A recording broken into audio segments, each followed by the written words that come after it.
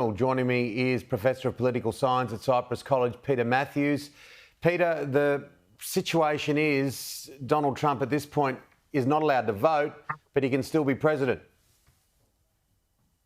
Well, he can vote if he doesn't serve any time in prison in New York. He can vote in Florida. But if he serves time, then he cannot vote in Florida. He can be president. He can run for president, he can win and be president. But I think people should be reminded of some things that he said in the past. And this is very remarkable, especially given the context of what's going on today. I'll read directly from this quote. President Trump once said, when he was running for office in 2016, I could stand in the middle of Fifth Avenue and shoot somebody and I wouldn't lose any voters, okay? That was in Sioux City, Iowa. So he had a lot of confidence. He can do certain things and not have any repercussions. Well, this time, a process was followed, a democratic process, small d, that we had a grand jury indict him. It was done through proper means.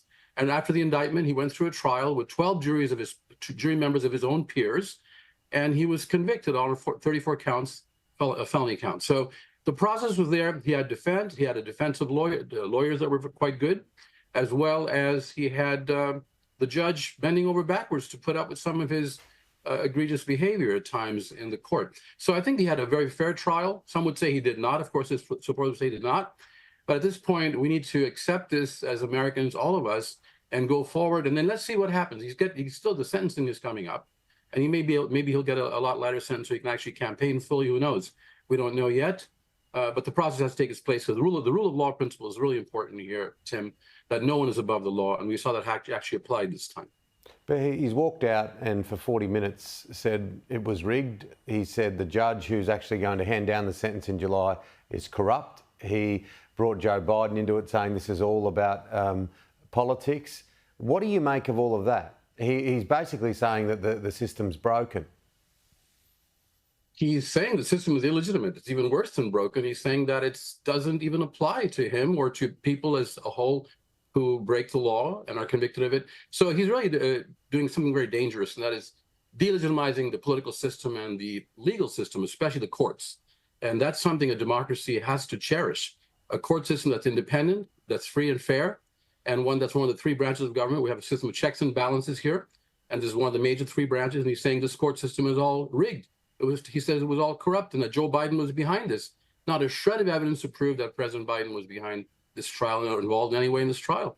And yet he says that, and many of his supporters will follow that, hopefully. But there is a middle of the road. There's an independent voter group, Tim, that makes a big difference. The independent voter group, a poll was taken by YouGov, and that was taken right after the trial ended and the verdict was reached. And people were asked, do you agree with the verdict of the jury that President Trump was guilty of these charges? And 48% said he was guilty, 25% said he was innocent. And that's independent voters, in the middle. The other voters have hardened their positions. They're going to vote against him or for him. But that 10% or so in the middle are the key voters right now, if you look at the election. But legitimacy is very important here about the rule of law. And that's the key thing. He's blaming the system instead of blaming himself and what he did. And it's all going to come down to about 5 or 6 states, isn't it? Basically, there's some rusted on, definite Democratic states, Republican states. It's going to come down to these swing states.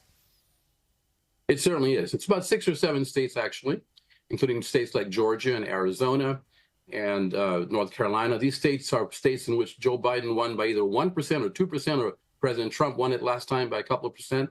These states, and it's those states that will make all the difference in the Electoral College vote. Because as you know, our system is set up where the electors are allocated to each state based on population and 2 senators together. So these states can add up quickly if they go in one direction, or if a few voters just switch their position and give all those votes in Georgia, let's say 12 or 20 votes to Biden or Trump. That could make a big difference in the final outcome of the total number of electoral votes, of which they have to win 270 electoral votes for the majority. And it's those swing states that makes all the difference, Tim. You're absolutely right. This only happened a day ago. Could this be the turning of the Queen Mary for Donald Trump, in the sense of everything to do with courtrooms, and any time we saw him even say a word regarding the cases that have been brought against him, he's been getting sugar hits? Is this a turn, do you think? Is this a turn against him? It could be, but only with a very small segment of voters. We don't know if that'll be enough to turn the election against him. We have, like I said, we have to look at that segment in the middle, the independent voters, and a few Republican voters themselves said they would not vote for President Trump if he were convicted of a felony. It's about 5 or 6, 7% of the Republican voters said they would not vote for him if he were convicted. And now this has happened. But let's see if they stick to their principles and their concern, the particular commitment to not do that. And we'll have to just wait and see, Tim. We really don't know. As the polling will show us as we go along month by month to see in the next 5 months if the poll changes in any way or not. And there's a lot going on now. The nomination of the two candidates for formal conventions coming up in July and August, that's huge. And the debate on June 27th, all that can make a difference. We'll have to see how this turns out. You'd have to be a creative writer of a mini-series if you were to come up with what has happening in real time, in the real world. It's quite extraordinary. Thank you very much, Professor. Thank you so much, Tim. Talk to you later.